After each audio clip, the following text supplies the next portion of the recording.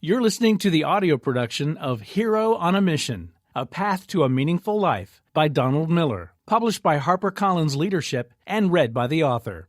Please note that you may download an accompanying PDF that provides enhanced materials for this audiobook. To download the PDF, please visit harperfocusaudio.com. Dedicated to Emmeline Miller. This audiobook comes with a free Hero on a Mission life plan and daily planner. Just go to heroonamission.com to download your life plan and daily planner pages for free. Author's note: I don't think any of us should trust fate to write the story of our lives. Fate is a terrible writer. Introduction. In stories, there are four primary characters. First, the victim is the character who feels they have no way out. Second, the villain is the character who makes others small. Third, the hero is the character who faces their challenges and transforms. And fourth, the guide is the character who helps the hero. As you read a story or watch a movie, you feel sympathy for the victim, you cheer for the hero, you hate the villain, and you respect the guide. These four characters exist in stories not only because they exist in the real world, but because they exist inside you and me. In my life, I play all four characters every day. If I'm faced with an unfair challenge, I usually play the victim for a minute, feeling sorry for myself. If I am wronged, I dream about vengeance, like a villain. If I come up with a good idea and want to make it happen, I switch into hero mode to take action. And if somebody calls and needs my advice, I play the guide. The problem is, these characters are not equal. Two help us experience a deep sense of meaning, and two lead to our demise.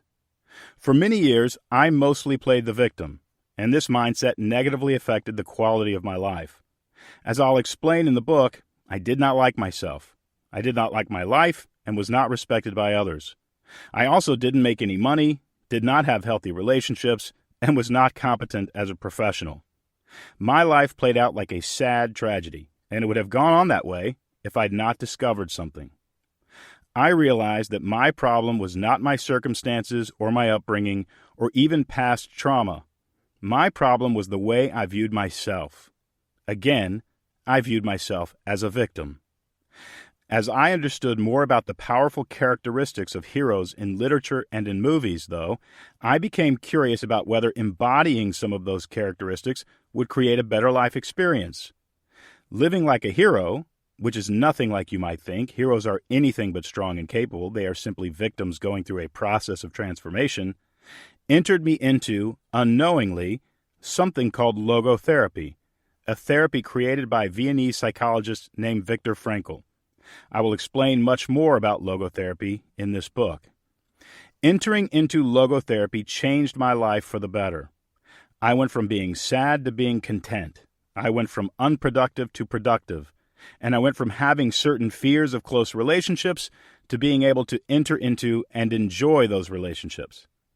Mostly, though, I went from feeling life was meaningless to experiencing a deep sense of meaning. About 10 years into living this way, I created a life plan and daily planner that helped me turn all of these helpful ideas into a system.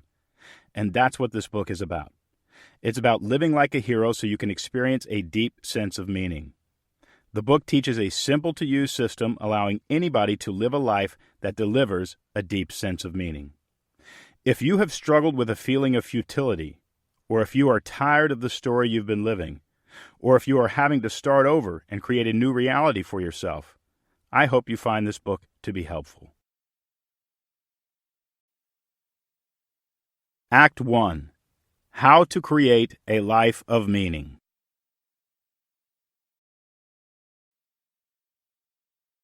Chapter 1. The victim, the villain, the hero, and the guide. The four roles we play in life. Living a meaning-filled story does not happen by accident.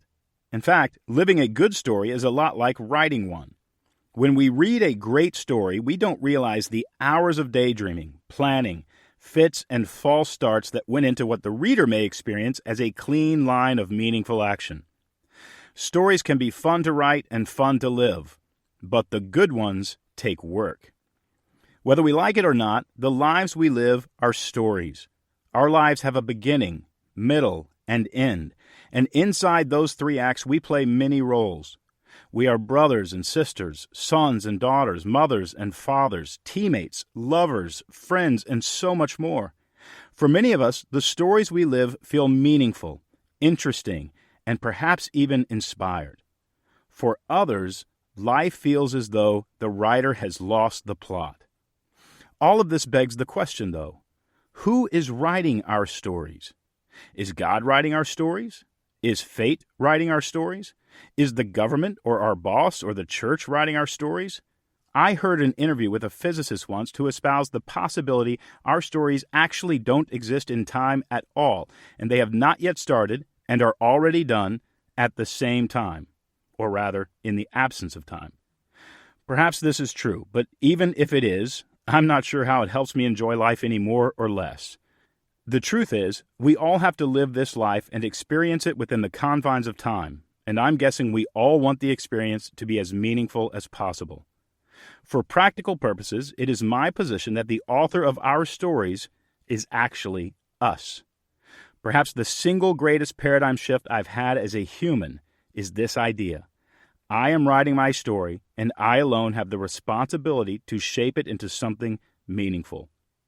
I agree with James Allen, who said in his 1902 book, As a Man Thinketh, man is buffeted by circumstances so long as he believes himself to be the creature of outside conditions. But when he realizes that he is a creative power and that he may command the hidden soil and seeds of his being out of which circumstances grow, he then becomes the rightful master of himself. Here is a hard truth. If God is writing our stories, he isn't doing a good job. I think we can all agree that some people's stories seem quite tragic, and many of us have experienced our share of those tragedies. What's more, if God is writing our stories, he isn't doing a fair job either. Some people are born privileged, and some are not. Some people die an untimely death, and others live in prime health until their credits roll. What if, instead of writing our stories, God has invented the sunrise and sunset, the ocean and desert, love and other forms of weather, and then handed us the pen to write the proverbial rest? What if we are much more responsible for the quality of our stories than we previously thought? What if any restlessness we feel about our lives is not in fact the fault of fate, but the fault of the writer themselves, and that writer is us? What if the broken nature of life is a fact, but the idea we can also create something meaningful in the midst of that brokenness, an equal fact? None of this can be proven, of course, but does it need to be proven to be a useful paradigm? Also, if I believe fate has all the power and so I sit neutral as my story wanders aimlessly around the page like it was dictated by a dispassionate imbecile, who should I blame? God? Fate? Steinbeck? It seems to me that blaming myself is the most viable option. While that option may implicate me, it also offers me the most power to do something about it. Regardless of who is writing our stories, it is a useful belief that we are the authors, and it's more than a useful belief, it's a fun belief. What if we get to partner with the fixed elements of life to carve out a little narrative of our own making?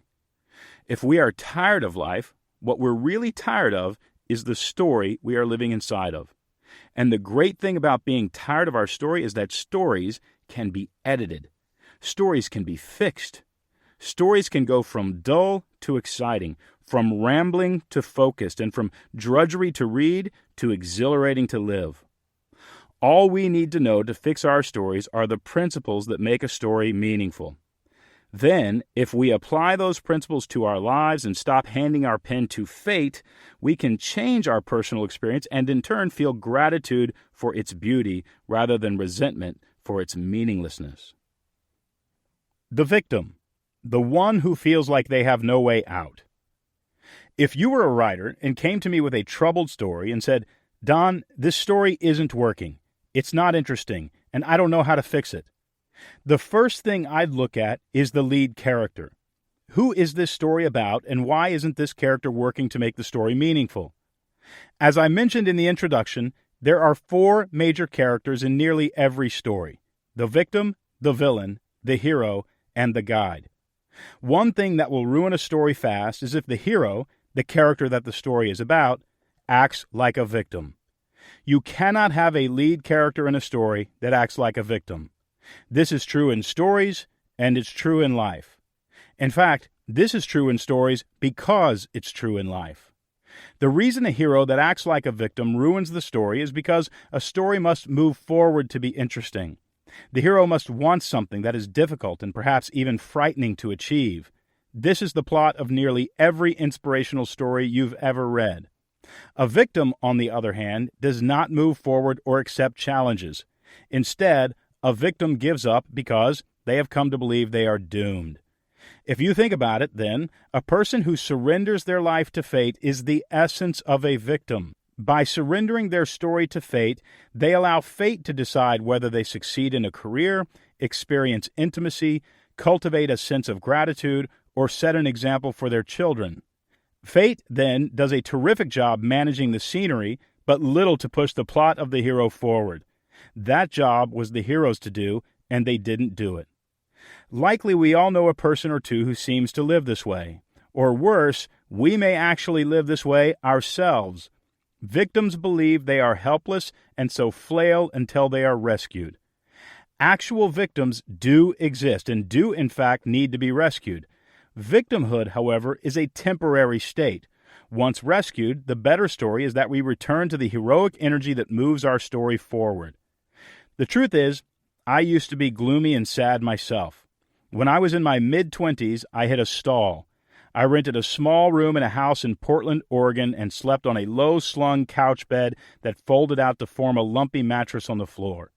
I'd wake in the morning and stare at the carpet just beyond my nose, wondering at the specks of cereal in the fibers. It was more than 20 years ago. I lived in a house with a group of guys who were likely unimpressed with my lack of ambition and uninspired by my lack of action. I'd handed my pen to fate, and fate seemed to have been on a bender or perhaps distracted by the extra attention it was giving to the story of Justin Timberlake. If fate does write our stories, and I cannot prove that it doesn't, it did a terrific job with Justin Timberlake's. Regardless, the lack of plan wasn't working. I was terribly unhealthy and sad and going nowhere. I believed life was hard and that fate was working against me. Getting off a soft mattress on the floor isn't as easy as getting out of a bed, so in the morning I'd lie there an extra hour wondering if we had a vacuum cleaner. Then I'd roll over onto my knees and push myself up with what were supposed to be arms. I wondered every morning if I had arthritis. I was 26. Because I surfaced so much victim energy, my career went nowhere. I knew I wanted to be a writer, but I wasn't doing anything about it. My story bogged down in inaction. I had yet to write a book or even try. I wanted to write, for sure, but in my victim energy, I believed writing books was for people who were smarter than me or more disciplined or for people who spoke with a British accent. I did not believe I could actually become somebody who wrote books because fate determined who could write books, and fate did not particularly like me. After all, fate had not given me a British accent. Back when I was surfacing mostly victim energy, I remember riding a bus downtown to sell a few books to the used book buyers at Powell's. Powell's is a big bookstore in downtown Portland that will buy your library for about a third of what they can resell it for. I often sold my books so I could afford a slice of pizza. I remember riding the bus back home and seeing the line of homeless people outside the rescue mission. I was 3 days from having to pay rent that I didn't have. I remember being afraid I'd be in that line the following week. I didn't know it at the time, but what I needed more than anything was a belief that I was actually the one writing my story, and then some kind of structure to help me live a story that would produce a sense of meaning. I needed to know my story could be edited and changed, and I needed principles I could use in the process. Many of us likely identify with that season. We've all been through periods of hopelessness. Some make it out, and others stay in the hopeless state. Most of us, though, choose a hybrid life. We move forward a little, maybe get a career and a spouse and some kids, but we continue to be halted by intrusions of victim energy. We only surface hero energy when we need to climb a rung in our career or clean ourselves up so we can find a mate and reproduce. But to the degree victim energy surfaces in our lives, our stories suffer a haunting restlessness. Again, if a story is going to work, the hero must not surface victim energy. Victim energy is a belief that we are helpless, that we are doomed. The point is this: even before we ask ourselves what our story is about, we have to ask ourselves what character we are playing within that story. If we are playing the victim or the villain, no amount of editing can help us. In the story of life, we will have played a bit part and our story will fail to gain narrative traction. Be careful, though. If by reading these words we realize we've been surfacing victim energy and shame ourselves, we have immediately surfaced another kind of energy, and that kind of energy will ruin our story too. We've surfaced villain energy. A villain, you see, makes others small. A story about a villain won't deliver a sense of meaning either. When we shame ourselves for acting like a victim, we are manifesting a conversation in which the villain inside us attacks the victim inside us. This kind of inner dialogue does not create a great story either. In fact, the two characters that will ruin our story the fastest are the victim and the villain. The villain, the one who makes others small. The second item on our checklist for fixing a bad story is to make sure the hero isn't surfacing too much villain energy. Just like a hero that surfaces victim energy, a hero that surfaces villain energy will ruin the story too. I don't take for granted you are going to stick with me just because you paid money for this audiobook. I'll warn you now, if you don't like characters who feel jealous of others and belittle their lives and accomplishments, you are not going to like me either, because I did all those things. Back before I learned how to edit my story, I defaulted to villain energy all the time. Because I was sad about my life and sad and jealous of people passing me by, I made other people small. Specifically, the guys I lived with had lives that were moving forward, which made the fact mine was standing still feel all the worse. They were dating girls they'd later marry. They were starting jobs that would become careers. They were developing rhythms in life that would lead to success. I, on the other hand, was unable to find a beat, so I took it out on them. Mostly, I was passive-aggressive. I'd make negative comments about the things they loved. Watching soccer on television is a little like watching fish in an aquarium, don't you think? One time, they made a rule that nobody could leave their dishes in the sink. They made that rule mostly because I left dishes in the sink. One morning when I woke up and the house was empty, I saw that the guys had not cleaned up after breakfast. So I put the dirty dishes in their beds. Note that the other guys had beds. As I've already said, villains try to make other people small. Looking back, that's what I was doing. I felt so small that I needed other people to be smaller so I could feel big. I needed their girlfriends to be uninteresting and their jobs to be a joke. Don't hate on the villain too badly, though. The truth is, they've had a rough go of it. In stories, heroes and villains have a similar backstory. They start out as victims. Pay attention. The next time you watch a movie or read a book, surprisingly often the hero begins as an orphan. The story begins with them losing a parent or having to live with their hairy uncle. Then they are rejected and bullied at school. The other kids shove trash into their backpacks and put their books in the toilet. The villain is no different. There is pain for them too. The story doesn't usually tell the backstory of the villain, but the writers almost always allude to some kind of torment in the character's past. That's why the villain has a scar across their face, or a limp, or a speech impediment. The storyteller wants you to know the villain is carrying a pain they've not dealt with. What separates a villain from a hero is the hero learns from their pain and tries to help others avoid the same pain. The villain, on the other hand, seeks vengeance against the world that hurt them. The difference between the villain and the hero is the way they react to the pain they have experienced. In stories, villain energy brings about negative consequences. The more we surface that energy, the worse our stories get. This is all light treatment when it comes to villains. The truth is, the energies we each surface exist on a spectrum. If we learn the coping mechanisms of a villain and reinforce those mechanisms over time, we can become diabolical. Many people have. In their book Personality Types, Don Richard Riso and Russ Hudson chart the negative decline of each of 9 personality types. Some of the personality types, when in descent, will eventually abuse those weaker than them as a way of feeling secure in their power. The other types are hardly better, each of us getting worse as we decline and all of us ending up in prison or committing murder or committing suicide. Our villainous tendencies may seem innocent enough, but villain energy is nothing to take lightly. When we begin to reduce others in our minds, we are dancing with the devil. When I operated out of villain energy, I became more and more isolated. My roommates didn't want to sit and talk. Girls whizzed by my bedroom door to visit the other guys without stopping to say hello. Who wants to sit and talk to a person who is brooding and resentful? My villain energy caused my roommates to stage an intervention to talk about how difficult I'd become. It was a tough season, but ultimately, I had to admit to myself they were right. My story was going nowhere because my character was wrapped up in victim and villain coping mechanisms rather than accepting the challenge of life itself and stepping into my challenges with courage.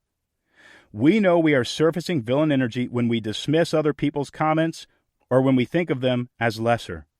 We know we are surfacing villain energy when we reduce others to their outward appearances rather than taking the time to understand their point of view. We know we are surfacing villain energy when we reduce those who criticize us rather than seek to learn and grow. If we are honest, we all surface villain energy all the time, sometimes depending on whether or not we've skipped lunch. Another reason not to play the villain is that, like victims, villains do not experience a transformation. Villains are the same bitter menace at the end of the story as they are at the beginning. Not only this, but villains, like victims, play a bit part in the story. For all their power and might and bluster, villains are only in a story to make the hero look good and elicit sympathy for the victim. For as much attention as the villain gets, the story is not about them. The hero, the one willing to face their challenges and transform. What I learned over time, and what this book is about, is that playing the hero improves our stories dramatically. If we want to take control of our lives and bend our story toward meaning, we can surface more hero energy and less victim and villain energy. I am grateful for this revelation because it likely saved my life and certainly saved the quality of my life. What is the essence of heroic energy? A hero wants something in life and is willing to accept challenges in order to transform into the person capable of getting what they want. When we are reading a story or watching a movie, we subconsciously want the hero to rise to the occasion. This is one of the questions I would certainly ask myself as I edited a story that wasn't working. How is the hero responding to their challenge? When they are insulted, how do they react? When they are rejected, how do they treat the person who has rejected them? When they feel that all is lost, are they able to find a light in the darkness? Do they try? Do they move forward against all odds, and do they get up again when they are knocked down? If the hero responds with purposeful action and a sense of hope, our story will move forward and become interesting. But if they respond with a sense of hopelessness, like a victim, or if they lash out at others, like a villain, the story will break down. The character we play will determine the quality of our story. What we are actually talking about when we talk about what character we play in the story of our lives is identity. Who do we believe we are? If we believe we are helpless and our stories are in the hands of fate, we are operating from a victim identity. If we believe other people are small and should do as we say, we are operating from a villain identity. The first shift we experience as we surface heroic energy, though, is that our lives are not in the hands of fate. At least not completely. Heroes rise up with courage to change their circumstances. Fate may send us challenges, but it does not dictate how we respond to those challenges. We are not pre-programmed. We have the power to shape our own stories. Fate may throw us sunshine or rain, but it does not determine who we are. We determine who we are, and who we are directs our story more than anything or anybody else. When we look at a perfectly capable person who sadly sees themselves as a victim, There's a temptation to judge them for not having discipline. But discipline isn't their problem. Their problem is in their identity. They do not know they have heroic energy within them. The more I learned the principles that help create a good story and the more I applied them to my life, the more I transformed how I viewed myself and the more meaningful my life experience became. Identity, in fact, is how the good parts of my story began. The journey began with curiosity about who I could become. I'd been buying and selling books at Powell's for the better part of 2 years. Whenever I got money, I'd buy books. And whenever I ran out, I'd sell them back. It was a losing game, of course, but man does not live by pizza alone. I loved the words and I wanted to write them myself. I started to get more and more curious and even a little hopeful about whether I could actually become a writer. Transformation didn't happen immediately. I continued to vacillate between victim, villain, and hero energy depending on the day and sometimes even the hour. But slowly, over time, I began to play the hero more and the victim and villain less, and that made all the difference. Nearly every day I would write, and nearly every day I wrote, I got a little better. Transforming from victim mindset to hero mindset started with a question: who could I become? Just knowing there was a possibility I could become a writer, that I could accomplish something meaningful, gave me the courage to take a risk and try. Every inspiring person I know started with a similar curiosity about who they could become or what they could create. Think of the people who have inspired you. One day they picked up a guitar, or plugged a transistor into a computer, or narrowed the nozzle on the bottom of a rocket engine, and 30 years later, they had changed the world. I'll spend the rest of this book unpacking the characteristics of a hero. We'd be confused, however, if we said any of us succeeded at the hero's journey on our own. Heroes have help, lots of help. There are people in our lives who show us a better way to live. A hero gets help from a guide. The guide, the one who helps the hero. If I were trying to fix a broken story after I made sure the hero wasn't manifesting too much victim or villain energy, the next thing I'd look for is the guide. Who is helping the hero win? Where is the hero getting their knowledge from? Who is the hero going to for encouragement? In stories, heroes can't make it on their own because they don't know how. If they knew how, they would have worked out all those flaws on their own. Remember, heroes are flawed and in need of transformation. In fact, they are often the second weakest character in a story. Only the victim is in worse shape. To help the hero out, the storyteller sends a guide. Yoda helped Luke learn to be a Jedi. Haymitch helped Katniss win the Hunger Games. Much of the help I needed to become a writer came from the books I read at Powell's. John Steinbeck's Journal of a Novel taught me the discipline and joy of writing. A Movable Feast by Ernest Hemingway taught me how to pace a book. Annie Dillard's An American Childhood taught me to make the writing visual. Anne Lamott's Traveling Mercies taught me honesty was akin to courage. Guides are the characters in the story who have empathy and confidence, and as such are equipped to help the hero win. The confidence guides have come from their years of experience honing in their own hero's journey. Guides know what they are doing and can pass valuable knowledge on to the hero. The empathy guides have comes from their pain. As you've likely guessed, guides have backstories of pain too. Like victims, villains, and heroes, guides have had to overcome challenges, injustices, and even tragedies. Think of Nelson Mandela in his jail cell on Robben Island, or Helen Keller learning to write and speak, though she could not see or hear words. Pain, then, is often the teacher that transforms the hero into the guide. That is, if their attitude toward pain is accepting and redemptive. The main characteristic of a guide is that they help the hero win. That help must come from experience, and the most important experience they have to have had is in turning difficult situations into opportunities to transform. When you watch a story, the story itself is not about the guide. It's about the hero, and yet the guide is the strongest, most capable character in the story. They are also the most caring and compassionate. We may root for the hero and hate the villain, but our utmost respect is reserved for the guide. When you think of guides in stories, think of Mr. Miyagi in The Karate Kid, Lionel in The King's Speech. Think of Mary Poppins guiding the family into a new and better understanding of life itself.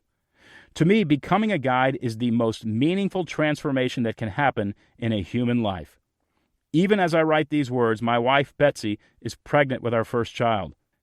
Nothing has caused me more curiosity about the characteristics of a guide than the knowledge that we are about to become parents. We do not live this life to build a monument to ourselves, but to pass our understanding of life on to those who come behind us so that their stories can be even more meaningful than ours. What if the story of our lives is less about what we build and more about who we build up? How much more meaningful would our stories be if, at our funeral, people talked less about our accomplishments and more about our encouragement? If life is teaching us anything, it seems to be this: it is a meaningful thing to sacrifice ourselves for the sake of another. This is the essence of a guide, and if we take the hero's journey, this is where each of our stories will go. To live a story is not a choice. The hard truth about life is not that it asks us to live a story, but that it forces us to live a story. We have been forced into this life by the breath of God. We come out crying and gasping for air, and what we do with that air is what constitutes the quality of our story. We can bemoan our unsolicited life all we want, but when we do, we ruin our stories because we play the victim. We can rage at God for bringing us into a world we did not ask for, but when we do, we play the villain. There is no getting around the fact that we are living inside a story of our own making. This, however, can be a terrific challenge if we choose to see it that way. A path to meaning. If we look closely, we see in stories a path we can take to live a more meaningful life. The path, if taken rightly, guides us through a heroic journey into and through a transformation in which we become a guide to others. There are more than a few good books about the hero's journey.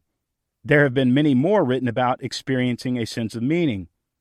What hasn't been written is a book that breaks this journey down into a practical process. The truth is, our lives can be charged with meaning just as a good story is charged with meaning. Good stories, however, obey certain rules. Stories are built on age-old principles, and when storytellers ignore those principles, their stories suffer. If you have ever felt like your story is so uninteresting you don't even want to turn the page, there is hope. Even a casual exploration of the principles that make a story meaningful can deliver a better life experience.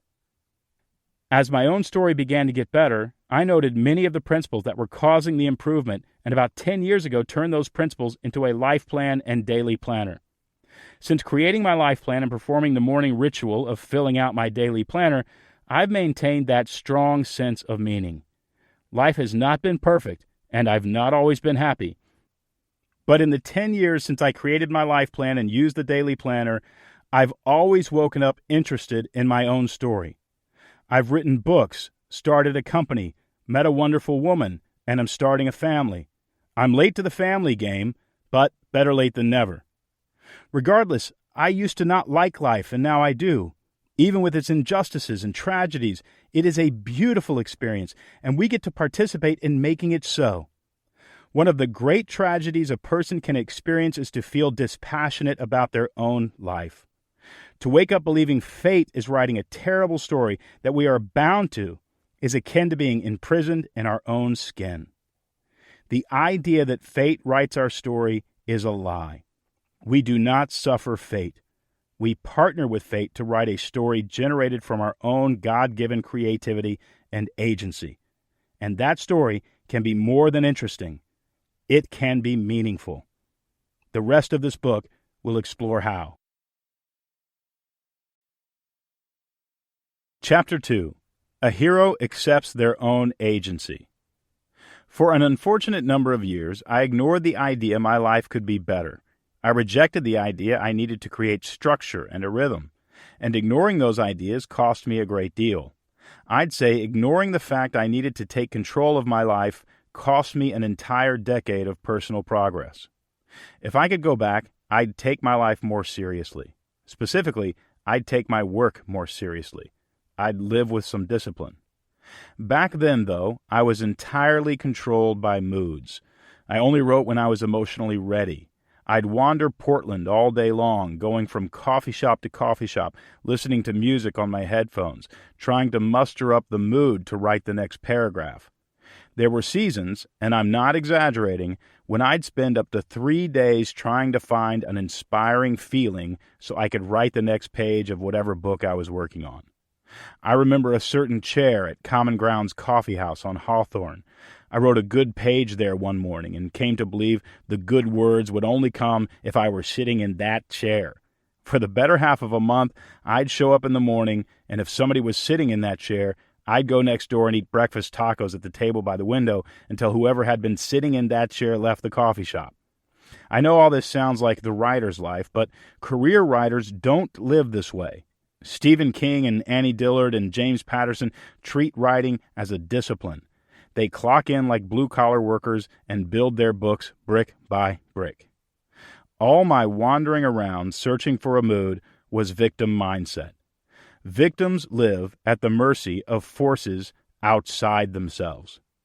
Back when I lived in Portland, it was as though my writing life was entirely controlled by the weather patterns of emotions. It's a wonder I ever finished a book at all. Again, heroes are not as strong as you think. They are usually unwilling to act, in need of help, filled with self-doubt, and often incompetent in the very area in which they are given a challenge.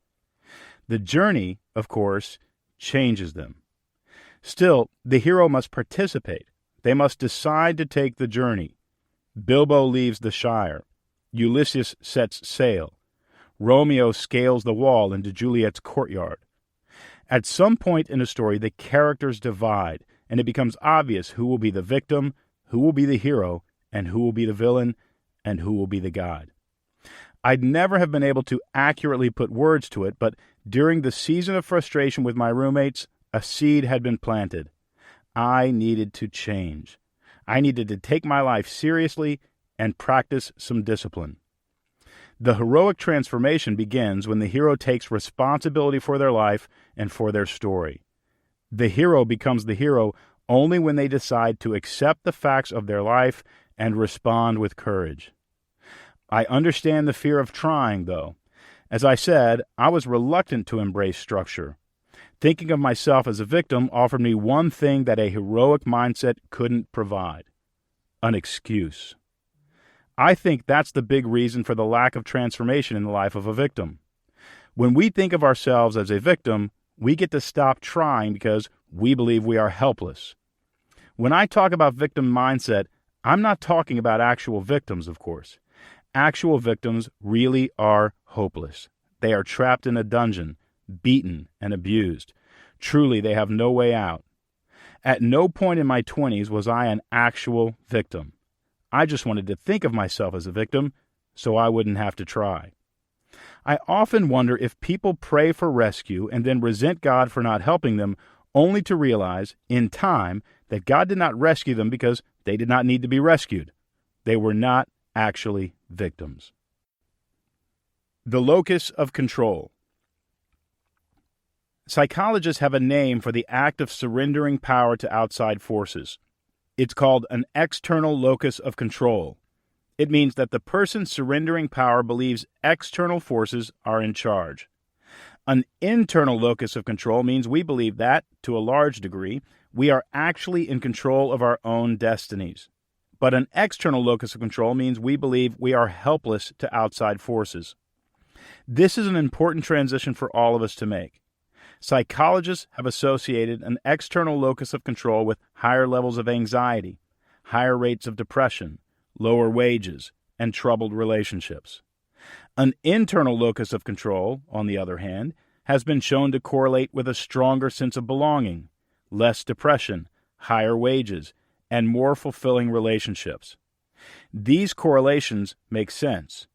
A person who does not believe they can control their life is a backseat driver in their own skin, sliding around as fate blindly swerves off the road. They do not realize they are actually in the driver's seat and can steer their life toward preferred outcomes. But how much of our lives can we actually control? The truth is, of course, we cannot control every aspect of our lives. I do not get to control the weather, though I do get to decide whether or not I stand in the rain. And I don't get to control other people, at least not if I want a healthy relationship with them. I don't get to control when or where I was born, my height, whether or not I have a good singing voice, and so on. But some people mistakenly believe that because they cannot control some characteristics of their lives, they cannot control their lives at all. Corporations, politicians, and even some religious leaders often take advantage of these people. Manipulative leaders try to convince you that your problems are not your fault, and if you just trust in them or their ideology, you'll be okay. Social scientists use another term to explain the dynamic of personal control and power: agency. Agency refers to the ability we have to make our own choices, and all of us have agency. Agency can be unfairly limited by factors such as social class, religion, and ability, but agency is almost never limited completely. In fact, very happy people know a secret. A human being has a ridiculous amount of personal agency. A person's reaction to a set of circumstances dramatically affects how their story plays out. Looking back on my life, I know exactly where I forfeited my agency. I'd given it up as a kid. As I alluded to earlier, my father left us when I was 2, and my mother went back to work. Without a college degree, she worked as a secretary at an oil refinery. She left early in the morning for work, so my sister and I walked to school, often in clothes our mother had sewn because we couldn't afford new clothes. I found comfort in food and would eat anything sugary. I started gaining weight and was, without question, the heaviest kid in my school. All this, of course, led me to being bullied on the playground. When you are bullied, you have 2 choices. You can fight back, or you can lie down and play dead. I lay down and played dead. And to a great degree, it worked. If I was helpless, nobody bothered me. I learned to stay helpless, and worse, I actually believed the lie that I was helpless. Certainly, those were difficult times, and I have grace for my past. But remember, there's a point in every story where the characters divide. The character who becomes the victim believes they are helpless and acts out of that belief. The character who becomes the hero accepts their agency and rises up against their circumstances. What I lament about my life is how long it took me to accept agency. If I'd had the knowledge to make that transition earlier, many years could have been redeemed. I'd have had a lot more fun in my teens and 20s if I would have risen up. In fact, growing up poor, walking to school, and feeling a little neglected didn't have to be such a bad thing. I wish I had been as proud of my upbringing then as I am today. My mother worked hard. She loved us enough to sew our clothes.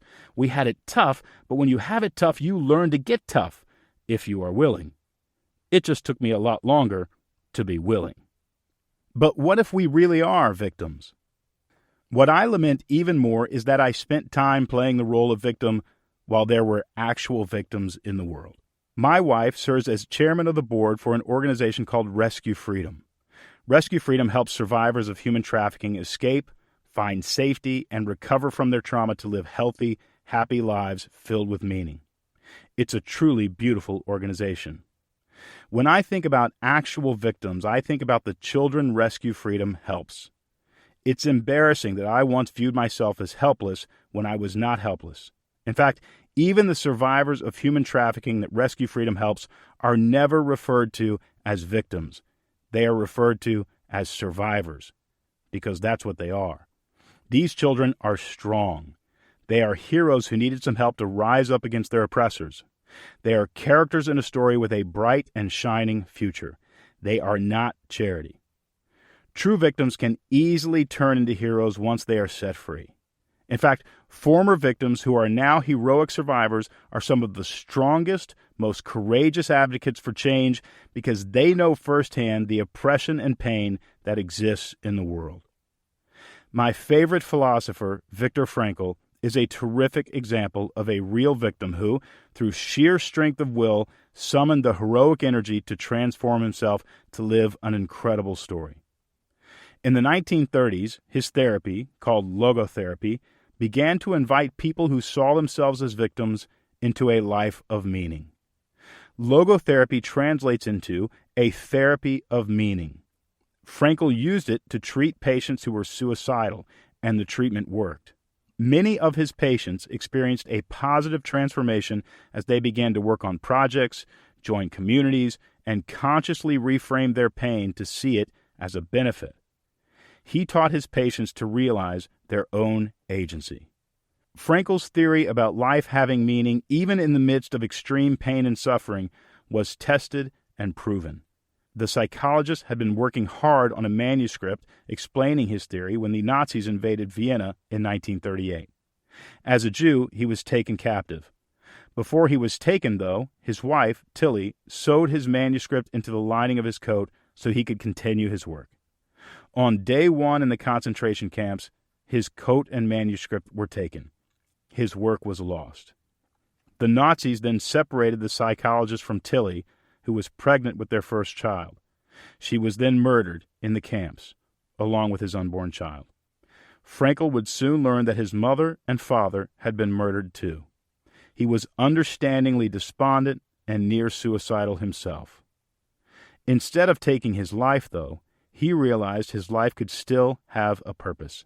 He accepted agency over what he could still control, and somehow, even in the camps, began rewriting the manuscript in his mind.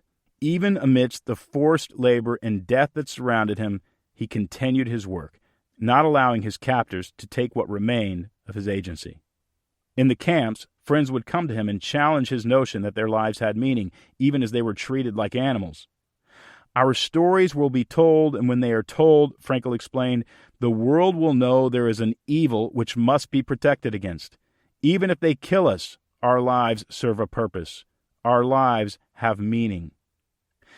After miraculously surviving the camps, Viktor Frankl would go on to lecture about how life offered a deep sense of meaning to any person who accepted the challenge. He encouraged audiences who felt a personal despair amidst hardships to reframe their own story. He encouraged the world to understand that, in all its light and dark, life was still beautiful, and we could contribute to the growth of that beauty. He would rewrite his manuscript and publish the book. Man's Search for Meaning, Frankl's seminal work, would go on to sell more than 16 million copies. Paramount to Frankl's ideas is personal agency. He argues that it is our choice to believe life has meaning, and we can choose to experience that meaning if we structure our lives to serve a greater purpose. No other thinker has helped me understand what I experienced in the transition from victim to hero more than Viktor Frankl. I write a great deal about story, and while the work of another scholar, Joseph Campbell, is remarkable and certainly helped me understand the elements of story and how they work to explain life, it was Frankl's thoughts on logotherapy that laid out my own hero's journey. If Viktor Frankl did not see himself as a victim, I had no excuse. None of us do. We can each reframe our story and structure our lives in such a way that we experience a deep and fulfilling sense of meaning. After realizing what victim mindset had cost me, I began writing with a greater purpose. I decided to dedicate the mornings to write, regardless of my mood. I'd yet to create the defined structure for my life that I'll outline in this book, but I did decide I wanted to publish, and so I wrote a book. A publisher signed me, and I worked hard telling the story. While writing my first book, I believed it would be a bestseller and my story of transformation would be complete.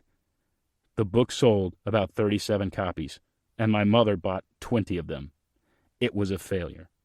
But if a hero does not experience setbacks, the story gets dull. Setbacks and challenges are the only elements in a story that change us. But I didn't know any of that then. I just thought I'd failed, and I got mad about it. I'd done my part, after all. I'd shown up and disciplined myself to get the words down. Fate owed me a bestseller and dinner with Oprah. The failure of that book launched another season of temptation. The shiny victim bait dangled in front of me. I had been wrong about my own talent. I'd worked for a year preparing a letter to the world that nobody wanted to read. And so here was another point in my story where the characters divide. It was as though I could see the paths before me.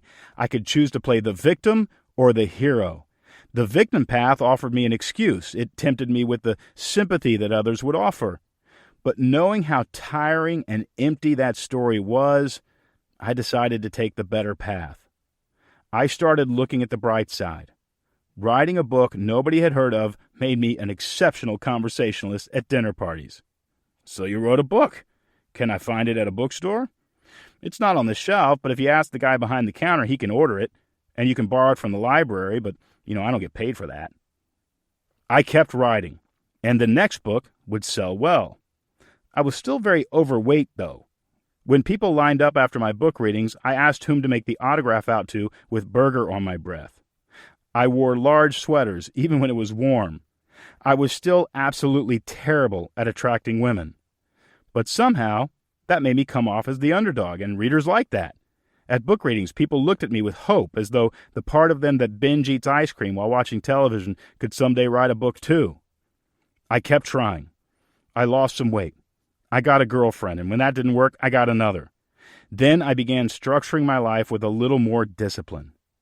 Thanks to Frankel, plus a few other writers and an ample amount of time studying the lint in my slowly shallowing belly button, I realized what I'd been searching for.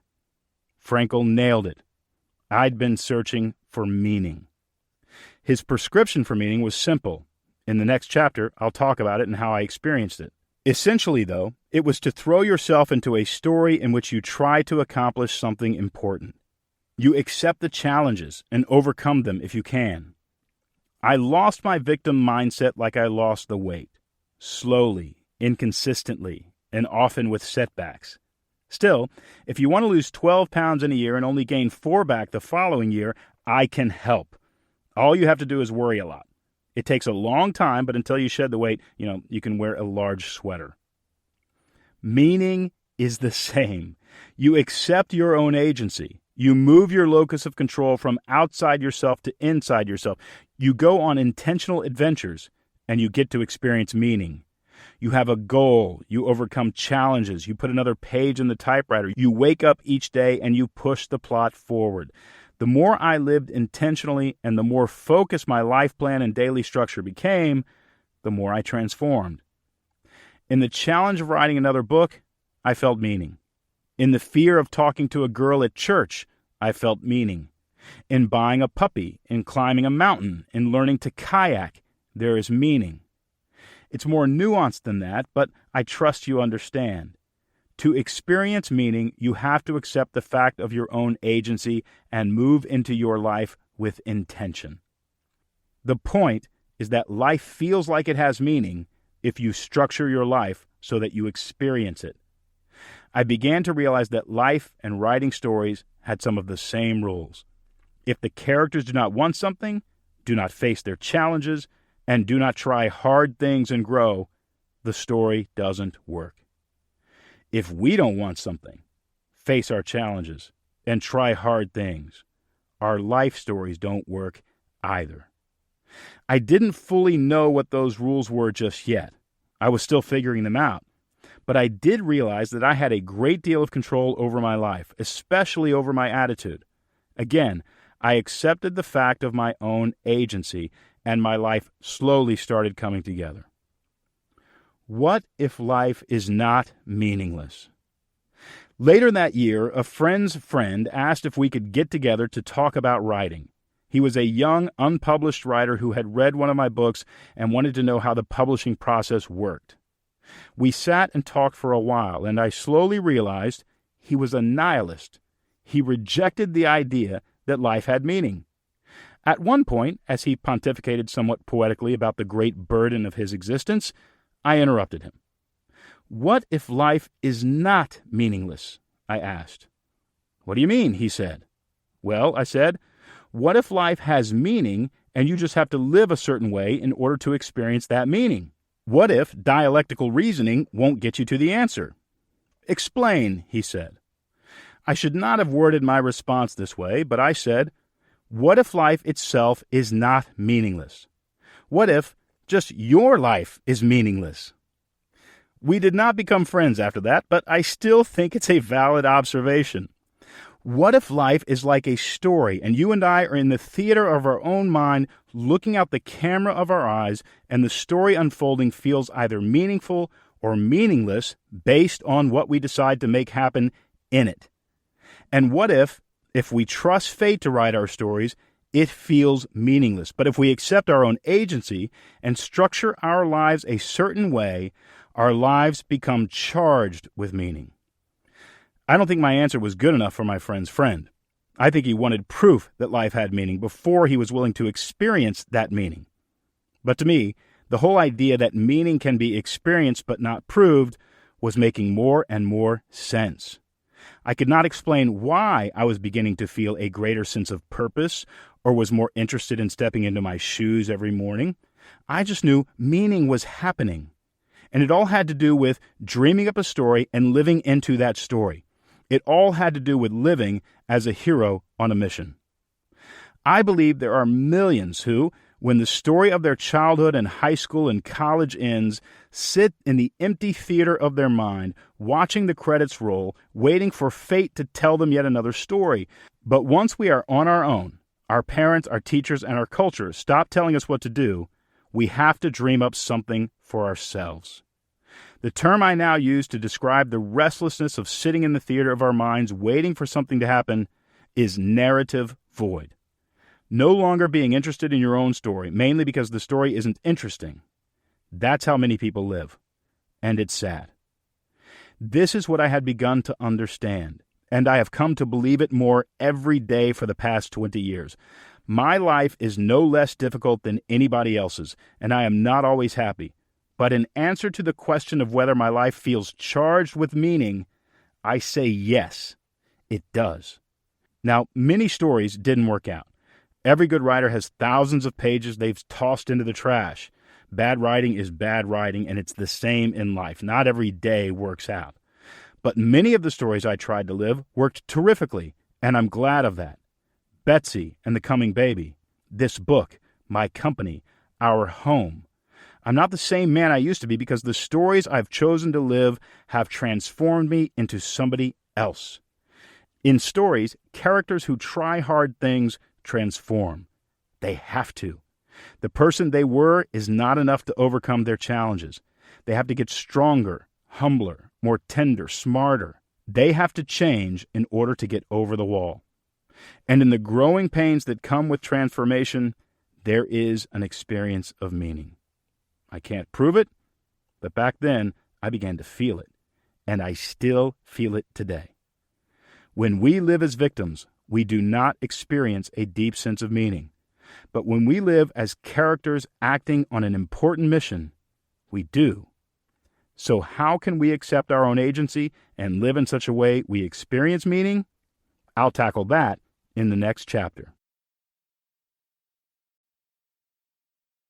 Chapter 3. A Hero Chooses a Life of Meaning. For a long time, I believed meaning was a